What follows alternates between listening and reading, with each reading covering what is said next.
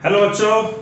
तो बच्चों हम लोग पिछले लेक्चर में, आपको याद होगा कि हम लोगों ने पिछले लेक्चर में कोलिजन पढ़ा था, कोलिजन के कॉन्सेप्ट को पढ़ा था। लेकिन गलती से पिछले लेक्चर में, मेरी गलती की वजह से, एक छोटा सा जो टॉपिक है, एक इंपॉर्टेंट टॉपिक जो है मेरे से स्किप हो गया था। तो उसी इंपॉर्टेंट टॉपिक को आज हम लोग कंटिन्यू करेंगे। Elastic collision in one dimension. आप बोलेंगे elastic collision in one dimension तो हमने पिछले लेक्चर में पढ़ लिया था, तो फिर elastic collision in one dimension क्यों पढ़ रहे हैं? एक माइनर सा डिफरेंस था पिछले लेक्चर में जो elastic collision in one dimension पढ़ा था, और अब जो हम लोग elastic collision in one dimension पढ़ रहे हैं। पिछले लेक्चर में हमने जब elastic collision in one dimension पढ़ा था तो दूसरा ऑब्जेक्ट जो इनिशियली रेस्ट पर होता था, लेकिन हर केस में जरूरी नहीं कि दूसरा ऑब्जेक्ट इनिशियली रेस्ट पर ही हो। अब वन डायमेंशन में हमें इस केस को भी पढ़ना है कि दूसरा ऑब्जेक्ट जो है मूव कर रहा हो, राइट? तो उसी केस को हम लोग पढ़ने जा रहे हैं। चलिए शुरुआत करते हैं इसका। Elastic collision in one dimension. आप लोग इलास्टिक कोलिजन का मतलब समझते हैं कि एक ऐसा कोलिजन जिसमें दो ऑब्जेक्ट्स एक दूसरे से टकराते हैं और टकराने के बाद फिर सेपरेट हो जाते हैं। टकराने के दौरान जो ऑब्जेक्ट्स हैं उनके शेप और साइज में कोई चेंज नहीं आता है, उनका मोमेंटम कंजर्व रहता है, उनकी एनर्जी कंजर्व रहती है, काइनेटिक एनर्जी कंजर्व रहती है, जितने भी फोर्सेस लगते हैं वो सारे फोर्सेस कंजर्वेटिव होते हैं, राइट?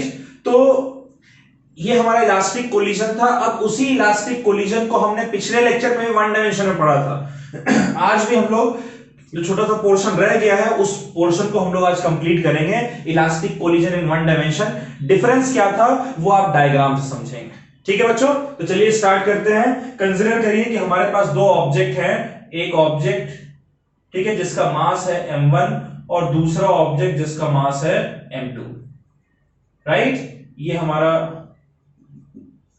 स्ट्रेट लाइन है।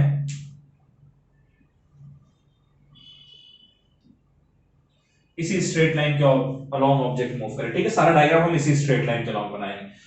जो पहला ऑब्जेक्ट m1 है वो इस डायरेक्शन में मूव कर रहे हैं u1 वेलोसिटी के साथ। और पिछले लेक्चर में हमने क्या किया था, जो m2 ऑब्जेक्ट है उसमें जो u2 वेलोसिटी है उसको हमने जीरो कंसीडर किया था, राइट? कि ये दूसरा ऑब्जेक्ट जो है वो रेस्ट पर रहता है। लेकिन एक इसका केस ये भी है कि दूसरा ऑब्जेक्ट अगर रेस्ट पर नहीं है और दूसरा ऑब्जेक्ट भी इस डायरेक्शन में u2 स्पीड के साथ मूव कर रहा है, ठीक है? ये बिफोर कोलिजन का केस है। ये कौन सा केस है बच्चों? Before collision.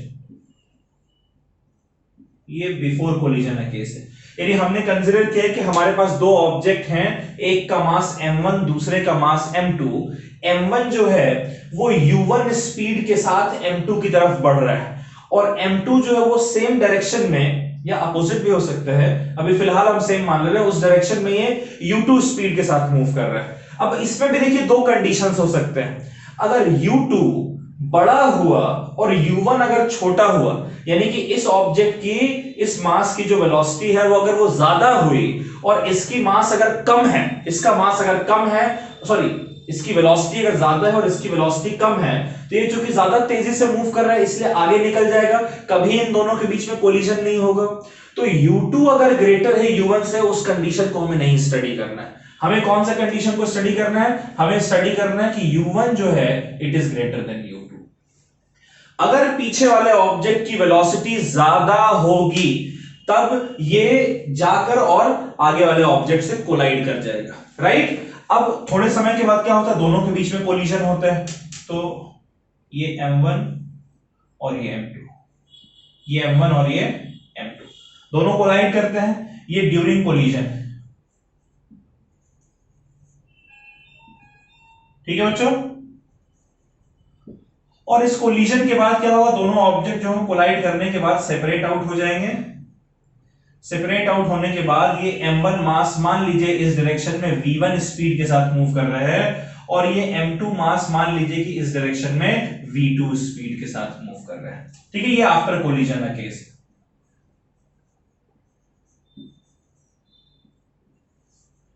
समझिएगा इस बात को। m1 और m2 दो ऑब्जेक्ट u1 और u2 स्पीड का सेम डायरेक्शन में मूव कर रहे हैं। पीछे वाले ऑब्जेक्ट की स्पीड ज्यादा है, आगे वाले ऑब्जेक्ट की स्पीड कम है, इस वजह से दोनों कोलाइड करते हैं। कोलाइड करने के बाद दोनों जब सेपरेट आउट होंगे दोनों की वेलोसिटी चेंज हो जाएगी, इसकी वेलोसिटी v1 है, इसकी वेलोसिटी v2 है। क्योंकि इलास्टिक कोलिजन में के साथ मतलब इलास्टिक कोलिजन है, इसीलिए मोमेंटम भी कंजर्व रहेगा और काइनेटिक एनर्जी भी कंजर्व रहेगी। तो पहले हम लोग मोमेंटम के लिए इक्वेशन लिखते हैं, ठीक है। मोमेंटम के लिए अगर इक्वेशन लिखे हैं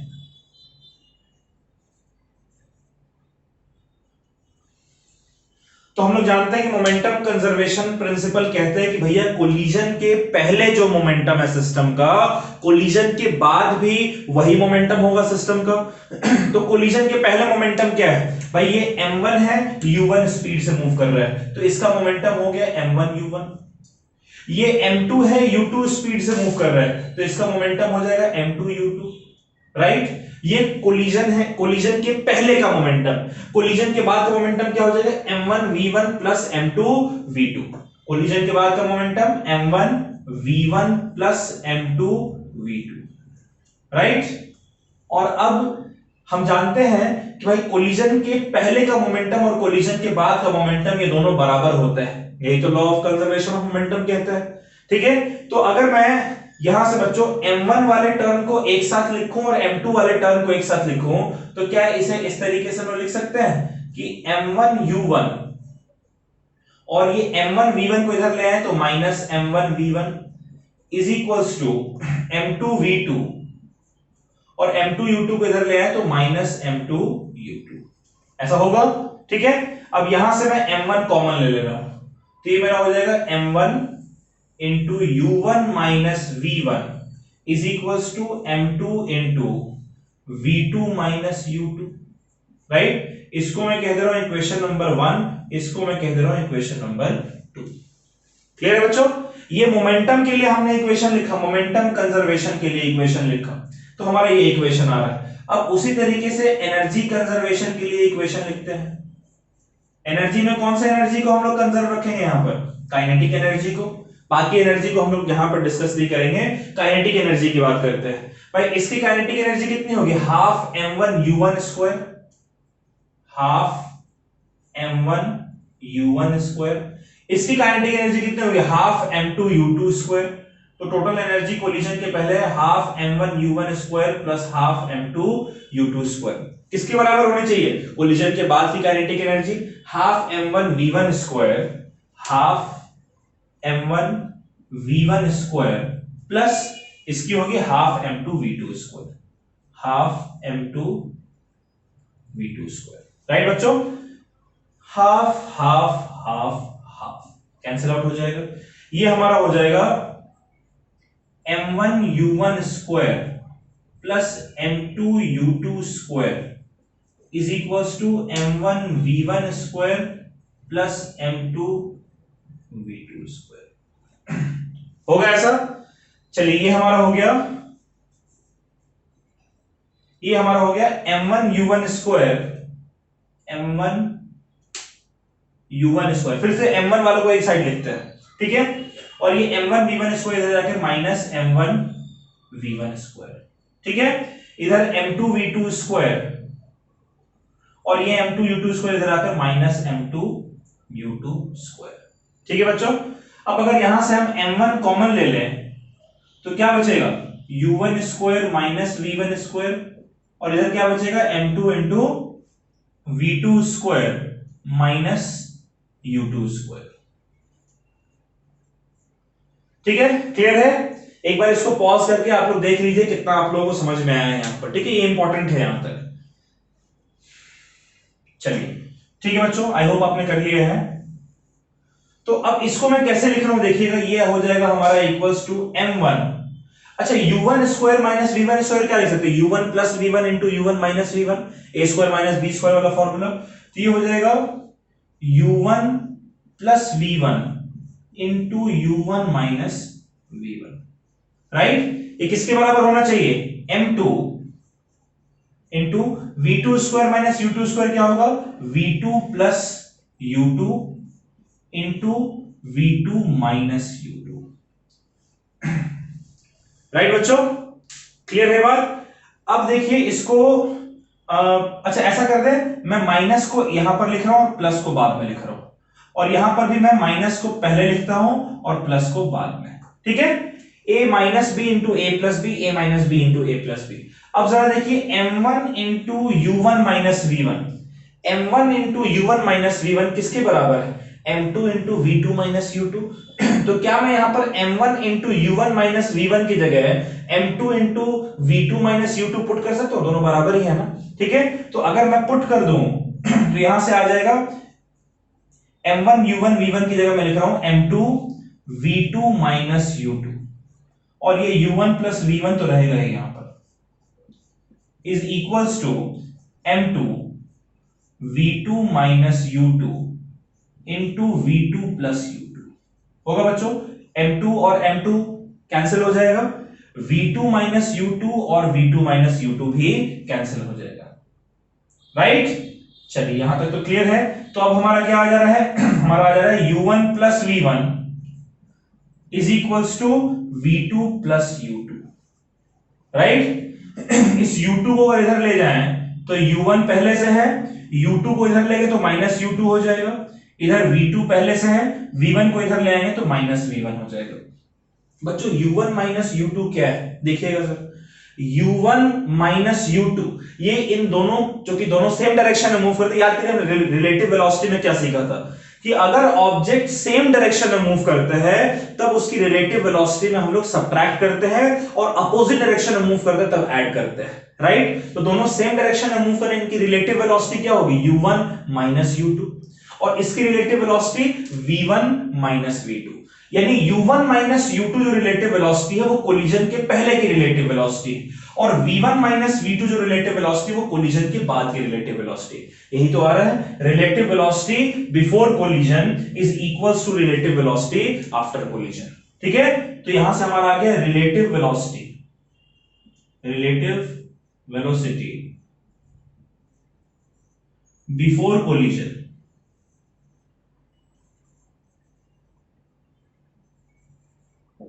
is equal to relative velocity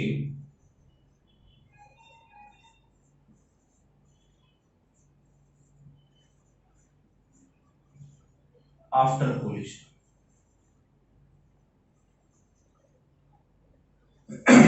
correct है, ठीक है।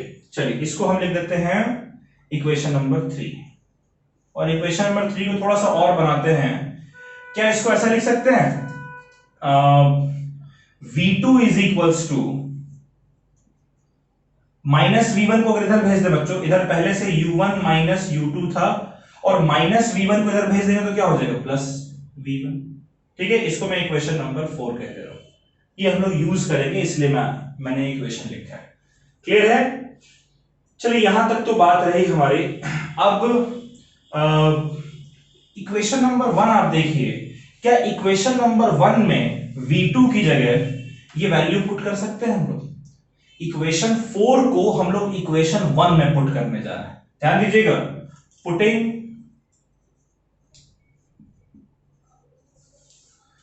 4 इक्वेशन 4 इन इक्वेशन 1 क्या हो जाएगा?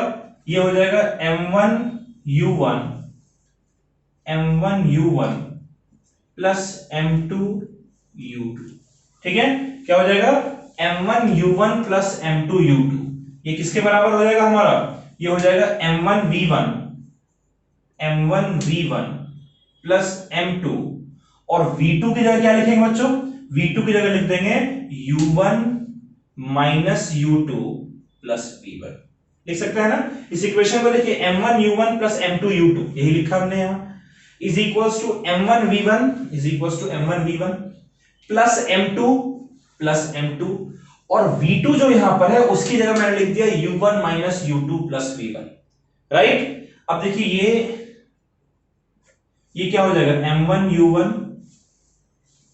Plus m2 u2 is equals to m1 v1 plus m2 u1 minus m2 u2 plus m2 v1, लिख सकते हैं। m2 ओपन कर दिए, ठीक है। अब इधर से m1 वाले को ले, ध्यान दीजिएगा, इधर से m1 वाले को ले आते हैं तो क्या हो जाएगा? ये नहीं सॉरी u1 को ले आते हैं, ठीक है, u1 को इधर से पहले से यहां पर m1 u1 है, और ये m2 u1 जब इधर जाएगा तो हो जाएगा माइनस m2 u1, राइट बच्चों। अच्छा इधर m2 u2 है, ठीक है, इसको एक ब्रैकेट में लिख दिया, प्लस m2 u2 पहले से है, u2 देखिए यहां पर माइनस m2 u2, इधर जाएगा तो क्या हो जाएगा प्लस m2 u2, ठीक है। बचा क्या इधर m1 v1 plus m2 v1, यानी कि ये हो जाएगा m1 plus m2 into v1। होगा नहीं होगा बच्चों, ध्यान से देखिए, m1 u1 plus m2 u2 is equal to इतना लिखा है, ब्रैकेट को ओपन किया, ये m2 u1 से मल्टीप्लाई हुआ m2 u1, माइनस साइन है m2 u2 है माइनस m2 u2, और m2 v1 जो है वो प्लस m2 v1, राइट। अच्छा अब यहां u1 है, ये जो u1 है इसको मैं साथ ले गया तो m1 u1 minus m2 u1, यहां m2 u2 है, ये u2 वाले को इधर लेगा माइनस m2 इधर आया तो प्लस m2 u2, और m1 v1 m2 v1, इनमें से v1 कॉमन ले तो m1 plus m2 into v1 हो गया। अच्छा यहां पर अब देखिए मैं कैसे लिख रहा हूं, यहां u1 कॉमन है तो ये हो जाएगा आपका m1 minus m2 into u1 plus m2 u2 और m2 u2 हो जाएगा 2m2 u2 is equals to m1 plus m2 into v1, right.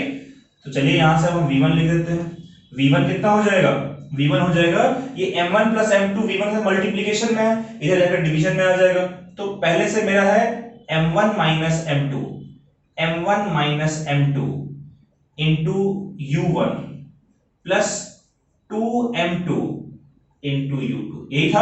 अब m1 प्लस m2 इधर आएगा बच्चों, तो ये m1 प्लस m2 इससे डिवाइड होगा, ठीक है, अपॉन m1 प्लस m2, और यही m1 प्लस m2 इससे भी डिवाइड होगा, तो ये हो जाएगा अपॉन m1 प्लस m2,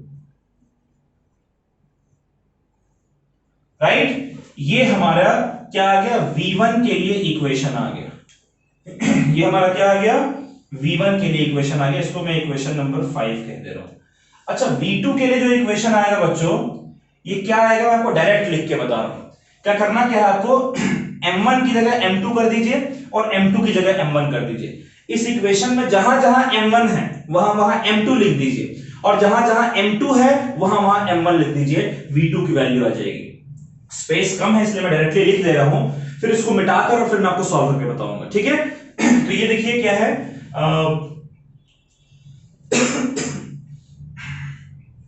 ये इक्वेशन आपका आ जाएगा, और जहां u1 है वहां u2, जहां u2 है वहां u1, यानी यूं समझिए कि जहां जहां 1 लिखा हुआ है वहां वहां 1 की जगह 2 कर दीजिए, और जहां जहां 2 लिखा हुआ है वहां 2 की जगह 1 कर दीजिए। तो देखिए यहां पर क्या आ जाएगा, 2 इधर से स्टार्ट करते हैं, 2 m1 तो 2 की जगह क्या लिखना है 1, अपॉन ये 1 की जगह 2, 2 की जगह 1, तो ये तो m1 प्लस m2 ही रहेगा,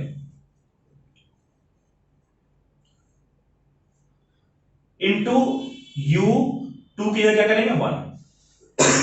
क्लियर है बच्चों, फिर प्लस, अब यहां आइए 1 की जगह 2 तो ये हो जाएगा m2 माइनस m2 की जगह 1, अपॉन यहां तो सेम रहेगा m1 प्लस m2 इंटू यहां u और 1 की जगह 2। ये हो गया इक्वेशन नंबर 6। ये v2 के लिए फॉर्मूला अभी मैं आपको डिराइव करके बताऊंगा, ये बोर्ड में डालकर, पहले आप इतना लिख लीजिए, इतना पहले आप नोट कर लीजिए बच्चों अच्छे से।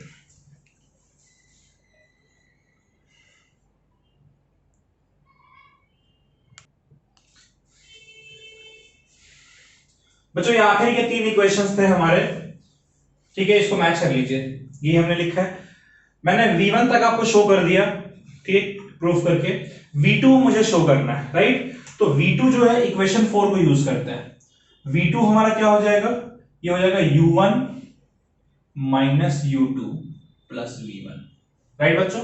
और v1 की जगह क्या हम ये लिख सकते हैं, तो v1 की जगह मैं लिख दे रहा हूं m1 minus m2, m1 minus m2 upon m1 plus m2 into u1 plus 2m2 upon m1 plus m2 into u2, right. ठीक है।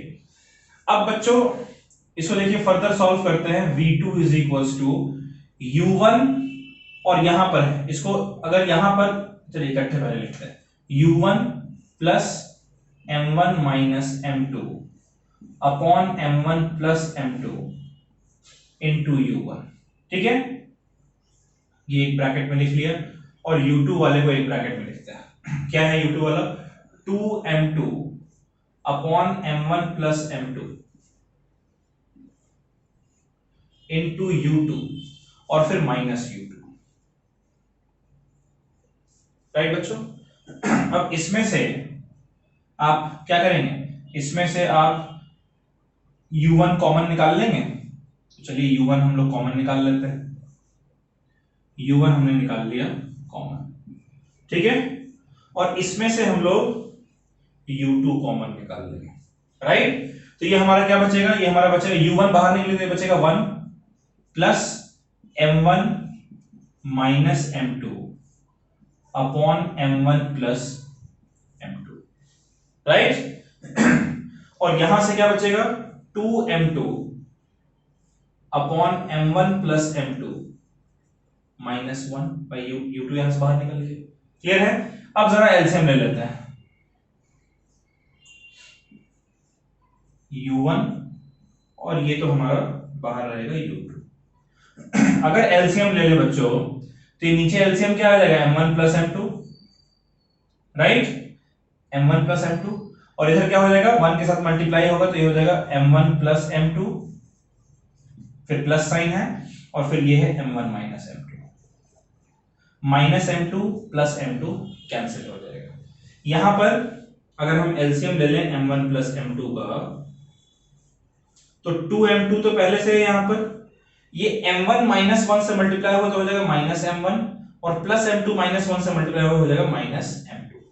राइट? देखिए ये हमारा कितना आ रहा है, m1 प्लस m1 यानी कि 2m1 upon m1 plus m2 into ये v2 की वैल्यू है ना, ठीक है, इंटू u1, पहला पार्ट सही आ गया, फिर प्लस 2m2 माइनस m2 क्या हो जाएगा, 1m2 यानी कि m2 minus m1 upon m1 plus m2 into u2। अब इसको नोट करिए बच्चों, देखिए देखिए दोनों सेम है ना। तो बस 1 और 2 जो है सबस्क्रिप्ट में, उनके पोजीशंस को इंटरचेंज करना है, आपको मिल जाएगा। v1 1 की जगह 2 कर दे तो v2 आ गया। यहां देखिए 1 और 2 इनकी जगह चेंज किया तो देखिए 2 और 1 आ गया। ये 1 2 चेंज करें तो सेम रहेगा, है ना। यहां पर से 2 की जगह 1 लिखा, और यहां 1 2 की जगह तो सेम ही रहेगा। यहां u1 की जगह देखिए u2 हो गया, और u2 की जगह ये u1 हो गया। ठीक है बच्चों, चलिए इसको भी नोट करिए। आपको पता होना चाहिए कैसे आया है, हालांकि एट द एंड आपको एक फॉर्मूला पता होना चाहिए, ठीक है, लेकिन ये भी पता होना चाहिए कि डिराइव कैसे हुआ है। राइट? चलिए इसको नोट कर लीजिए। तो 2 क्वेश्चन करते हैं हम लोग।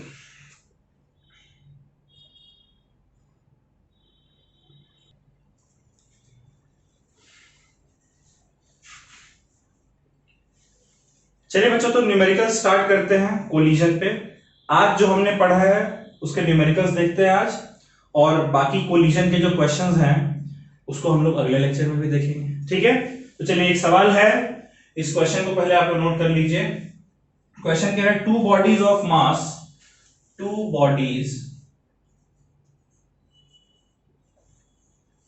मास 5 kg and 3 kg of mass 5 kg and 3 kg are moving along a straight line। st मतलब straight है, ठीक है, moving along a straight line in same direction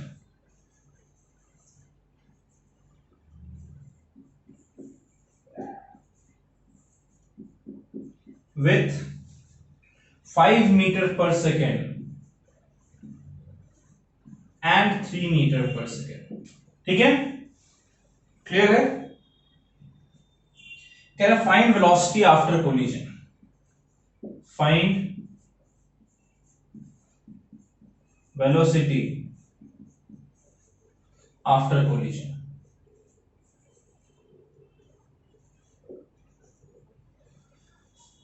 question समझिए, फॉर्मूला मैंने आपके लिए इधर साइड में लिख दिए हैं, ठीक है। v1 और v2 का, v1 हमारा होता है m1 minus m2 upon m1 plus m2 into u1 plus 2m2 upon m1 plus m2 into u2, और फिर 1 और 2 को इंटरचेंज कर दिया तो v2 आपका निकल कर आ जाएगा, ठीक है। तो क्वेश्चन कह रहे हैं कि दो बॉडीज हैं, एक का मास 5 kg और एक का मास 3 kg, यानी कि आपको जो क्वेश्चन दे रखा है इसमें आपको गिवन है कि m1 जो है वो 5 kg है और m2 जो है वो 3 kg है, राइट। कह रहा है कि ये दोनों ऑब्जेक्ट जो है मूव कर रहे हैं अलोंग सेम स्ट्रेट लाइन, एक ही स्ट्रेट लाइन के अलोंग मूव कर रहे हैं, सेम डायरेक्शन में, एक ही डायरेक्शन में, विद 5 मीटर पर सेकेंड एंड 3 मीटर पर सेकेंड। 5 kg वाला 5 मीटर पर सेकेंड, 3 kg वाला 3 मीटर पर सेकेंड। तो भाई u1 कितना दिया हुआ है 5 मीटर पर सेकेंड और u2 कितना दिया हुआ है 3 मीटर पर सेकेंड। अब मूव करते करते जाहिर है पीछे वाला ऑब्जेक्ट जो ज्यादा स्पीड से मूव कर रहा है, दोनों कोलाइड करेंगे। कोलाइड करने के बाद इनकी वेलोसिटी क्या है फाइंड करना है, वेलोसिटी आफ्टर कोलिजन। तो कोलिजन के बाद की जो वेलोसिटी है, पहले ऑब्जेक्ट की वेलोसिटी v1, ये फॉर्मूला आपको गिवन है m1 minus m2 upon m1 plus m2, right, into u1 plus 2m2 upon m1 plus m2 into u2। ऐसा ही है बच्चों, चलिए इसको हम लोग निकाल लेते हैं।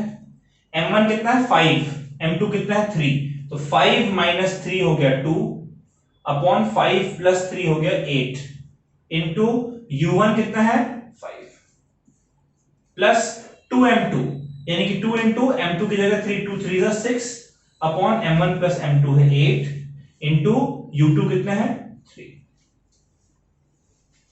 क्लियर है? तो ये हमारा कितना आ जाएगा 2 5 जा 10, 10 अपॉन 8 प्लस 6 3 जा 18 अपॉन 8, ये आपका हो गया 26 अपॉन 8 मीटर पर सेकेंड। इसको आप चाहें तो डिवाइड कर सकते हैं, v1 आपको मिल जाएगा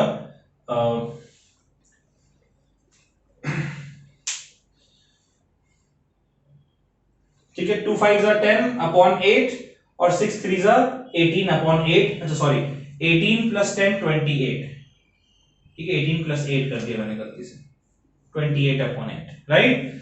तो 8 3 जा 24, ठीक है, कैरी कितना बचा 4, यानी डेसिमल लेंगे तो 40, यानी कि 3.5 मीटर पर सेकेंड, राइट बच्चों।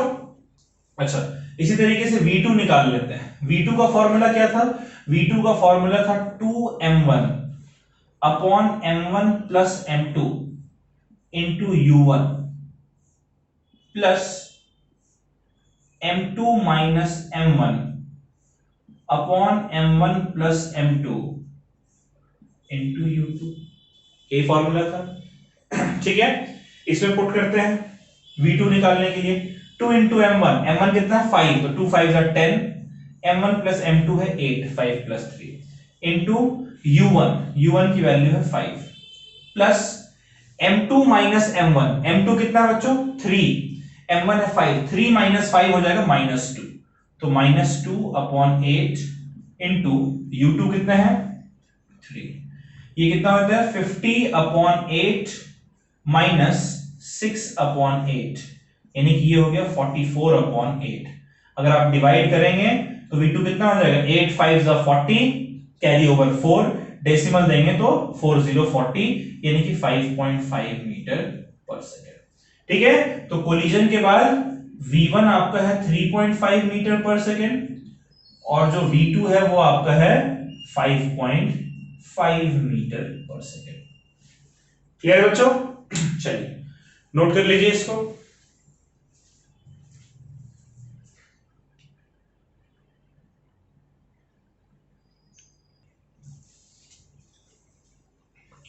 चलिए बच्चों अगला सवाल नोट करिए। एक ये क्वेश्चन है, अ 10 kg ball and 20 kg ball approach each other. A 10 kg ball, a 10 kg and 20 kg balls approach each other.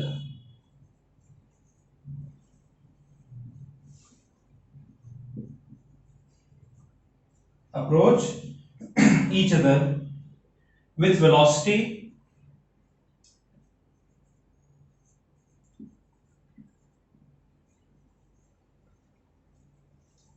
20 meter per second and 10 meter per second. ठीक है? What are their velocity after collision? What are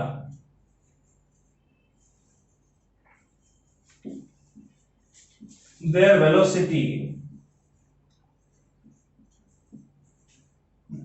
after collision? If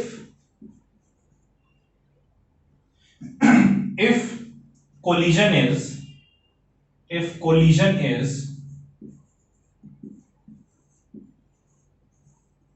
elastic. ठीक है, सवाल समझिए, ये solve आप लोगों ने ही करना है। क्वेश्चन कह रहा है कि एक 10 केजी मास का ऑब्जेक्ट है, 20 केजी मास का, यानी दो बॉल है, एक 10 केजी एक 20 केजी का, और वो एक दूसरे को अप्रोच कर रहे हैं। अप्रोच करने का मतलब क्या, एक पॉजिटिव डायरेक्शन में मूव कर रहा है, दूसरा नेगेटिव डायरेक्शन में मूव कर रहा है, तभी अप्रोच कर पाएंगे, है ना। एक पॉजिटिव में आ रहा है, एक नेगेटिव में आ रहा है, तो जाहिर सी बात है किसी एक की वेलोसिटी आप नेगेटिव लेंगे, दूसरे की पॉजिटिव लेंगे। इनकी वेलोसिटी गिवन है कोलिजन के पहले। ठीक है, तो कह रहा है कि कोलिजन के बाद इनकी वेलोसिटी क्या होगी, और ये इलास्टिक देना है, कोलिजन इलास्टिक। एक बार ट्राई करें बच्चों।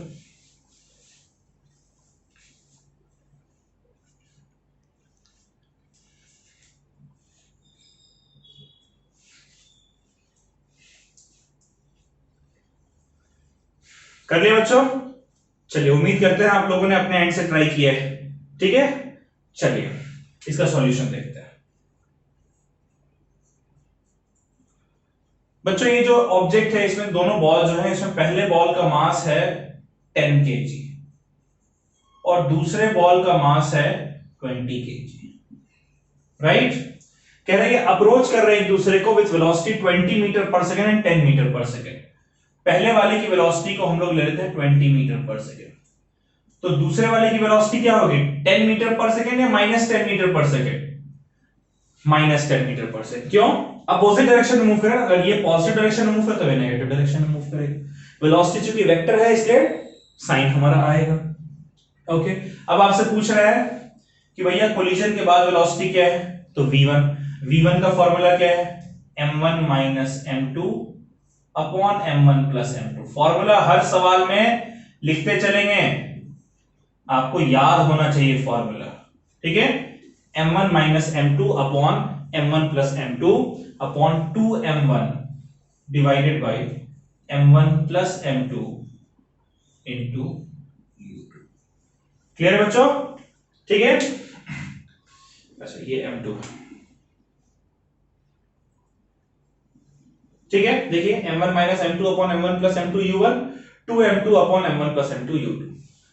अब ये देख लेते हैं, m1 m2, m1 कितना है 10 -20, ये हो जाएगा -10 अपॉन 10 + 20 हो जाएगा 30 इनटू u1 की वैल्यू है 20, राइट, प्लस 2m2 यानी 2 × 20 40 अपॉन 30 इनटू u2 की वैल्यू कितनी है -10, तो ये माइनस और 10। क्लियर बच्चों? ये कितना आ जाएगा, देखिए ये 0 से 0 गया, ये 0 से 0 गया, ये आपका आ गया 10 × 2 यानी 20, -20 अपॉन 3 -40 × 1 -40 अपॉन 3। ये हो जाएगा आपका 3 नीचे एलसीएम आ गया, -20 -40, तो v1 जो है वो इसका हो जाएगा -60 upon 3 which is equals to -20 metre पर सेकेंड। क्लियर बच्चों? v1 की वैल्यू कितनी आ रही है, -20 मीटर पर सेकेंड। चलिए v2 भी निकाल लेते हैं। v2 का फॉर्मूला क्या होता है, बस इंटरचेंज करना है, राइट। तो ये हो जाएगा 2m1 upon m1 plus m2 into u1 plus m2 minus m1 upon m1 plus m2 into u2। ठीक है, चलिए 2m1, m1 कितना 10, तो 2 into m1, 2 into 10 20, m1 plus m2 हमने देखा था 30 है, इंटू u1 की वैल्यू कितनी है 20। ठीक है, plus m2 minus m1, m2 कितना है 20, m1 है 10, 20 माइनस 10 यानी कि 10 अपॉन 30 इंटू u2 की वैल्यू कितनी है -10, तो ये माइनस यहां आ जाएगा -10, ये 0 से 0 गया, ये 0 से 0 गया, 20 इंटू 2 हो गया 40 अपॉन 3 माइनस 10 अपॉन 3। अगर 3 हम एलसीएम ले लें तो ये हो जाएगा बच्चों 40 माइनस 10 यानी कि 30 अपॉन 3। तो V2 क्या हो जाएगा 30 अपॉन 3 हो गया 10 मीटर पर सेकेंड। क्लियर है, आंसर मैच कर लीजिए, कहीं गड़बड़ किया है तो समझकर इसको नोट कर लीजिएगा। ठीक है,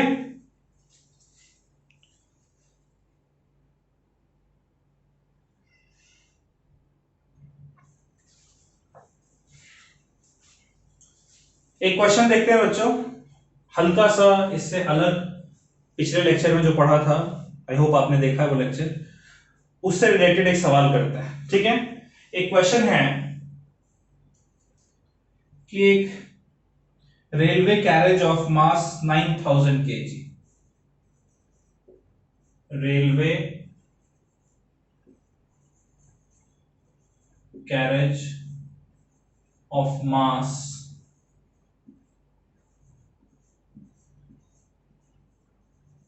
9000 kg moving with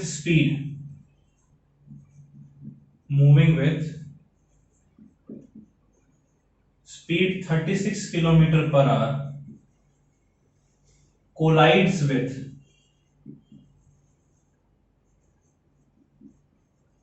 a stationary lorry।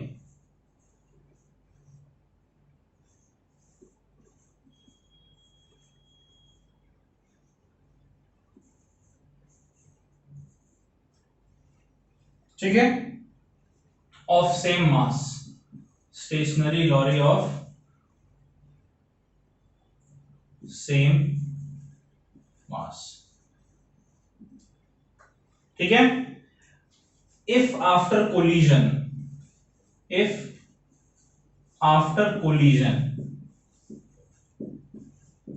they get coupled together,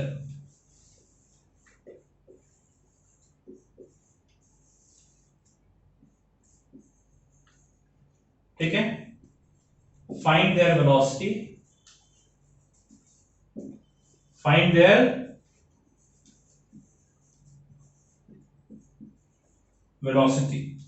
ठीक है, what type of collision is this?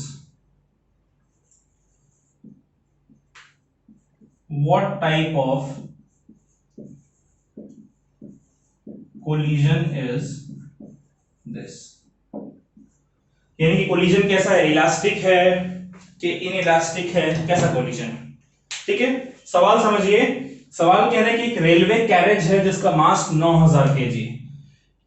ठीक है, एक रेलवे कैरेज है जिसका मास 9000 kg है और इसकी वेलोसिटी गिवन है 36 किलोमीटर पर आवर, इसको मीटर पर सेकंड में कन्वर्ट कर दीजिएगा। कह रहे हैं कोलाइड कर रहे हैं स्टेशनरी लॉरी के साथ ऑफ सेम मास, यानी लॉरी का मास भी 9000 kg लेकिन उसकी शुरुआती स्पीड इनिशियल वेलोसिटी 0। ठीक है, कह रहे if after collision they get coupled together, यानी कोलिजन के बाद अगर दोनों एक दूसरे चिपक जा रहे हैं और फिर साथ साथ मूव कर रहे हैं, तब उनकी जो वेलोसिटी साथ साथ मूव कर रहे हैं, दोनों की वेलोसिटी सेम होगी, वो वेलोसिटी आपको निकालना है। ठीक है, वो निकाल लेंगे आप। What type of collision is this, तो कोलिजन का टाइप जो है वो काइनेटिक एनर्जी बताता है बच्चों। ठीक है, मोमेंटम तो कंजर्व रहता है, टोटल एनर्जी भी कंजर्व रहती है। काइनेटिक एनर्जी अगर कंजर्व है यानी इलास्टिक कोलिजन है, और काइनेटिक एनर्जी अगर कुछ लॉस है काइनेटिक एनर्जी में, फाइनल काइनेटिक एनर्जी कम अगर है, इसका मतलब इनइलास्टिक कोलिजन। तो काइनेटिक एनर्जी निकाल लीजिए पहले और बाद की और देखिए कुछ लॉस हो रहा है या नहीं। ठीक है, एक बार ट्राई करें आप लोग खुद से।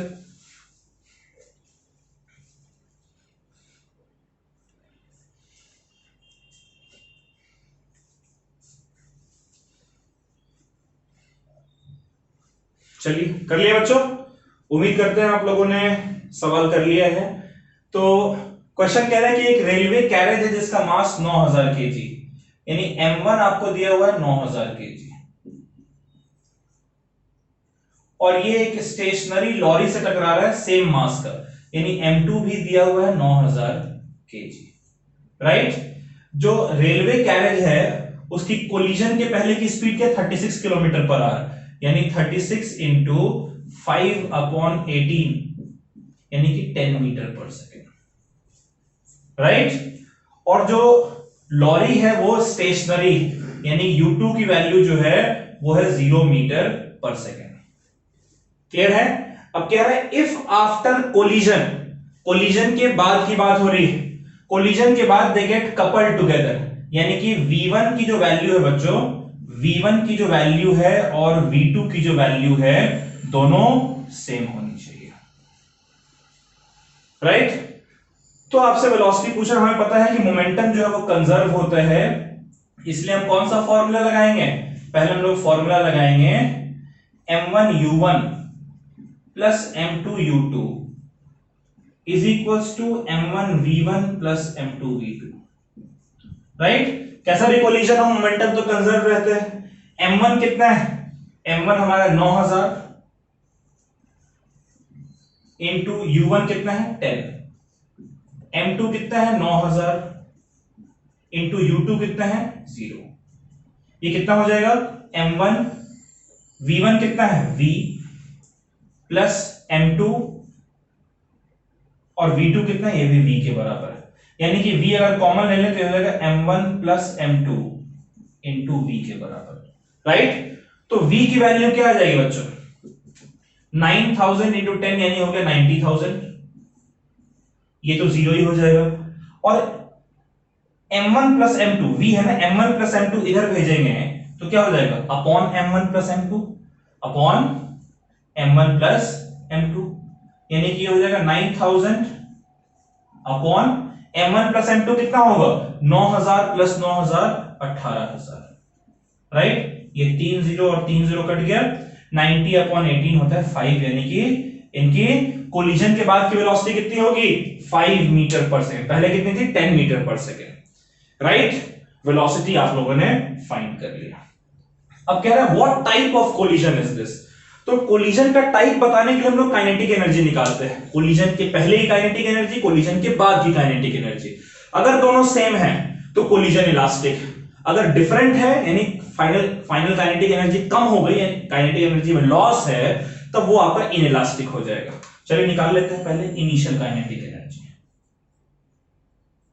Half m1 u1 square plus half m2 u2 square, right बच्चों। ये हो जाएगा हाफ m1 कितना है, m1 हमारा है 9000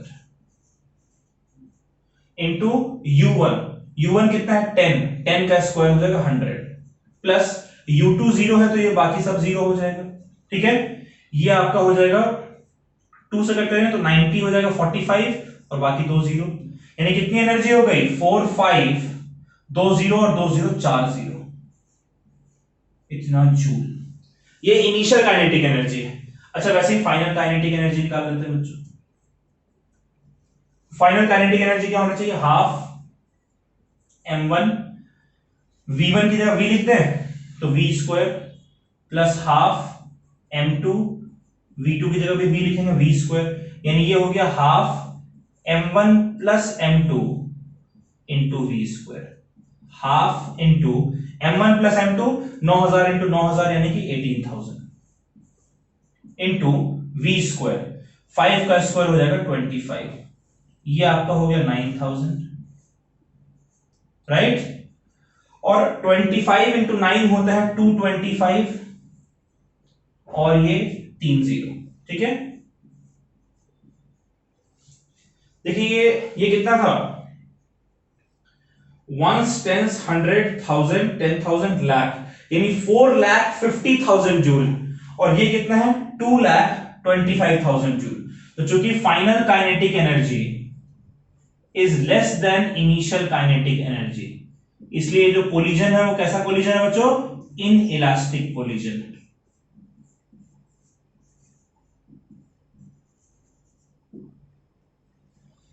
हालांकि हमें यहां डायरेक्टली दिख रहे हैं, कह रहे दे गेट कपल्ड टुगेदर, जब वो चिपक जाते हैं तब वो इनइलास्टिक कोलिजन होता है, परफेक्टली इनइलास्टिक कोलिजन, जो कि इनइलास्टिक कोलिजन का टाइप है। लेकिन हर केस में जरूरी नहीं कि आपको एक कहा रहे कि दोनों चिपक जा रहे हैं। इलास्टिक इनइलास्टिक कोलिजन में अलग भी होते हैं, सिंपल अगर इनइलास्टिक कोलिजन हो तो इसलिए आप लोग काइनेटिक एनर्जी निकालकर और देखेंगे कि क्या चेंज आ रहा है। अगर इनिशियल काइनेटिक एनर्जी ज्यादा है तो इनइलास्टिक, अगर बराबर है तो इलास्टिक। ठीक है बच्चों, चलिए आज का ये लेक्चर हम लोग यहीं पर समाप्त कर रहे हैं।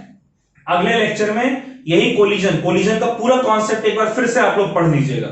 ठीक है, अगले लेक्चर में हम लोग कोलिजन के और न्यूमेरिकल्स करने जा रहे हैं। ठीक है, ये तो 3 ही न्यूमेरिकल्स किए हमने, हम लोग और न्यूमेरिकल्स करेंगे।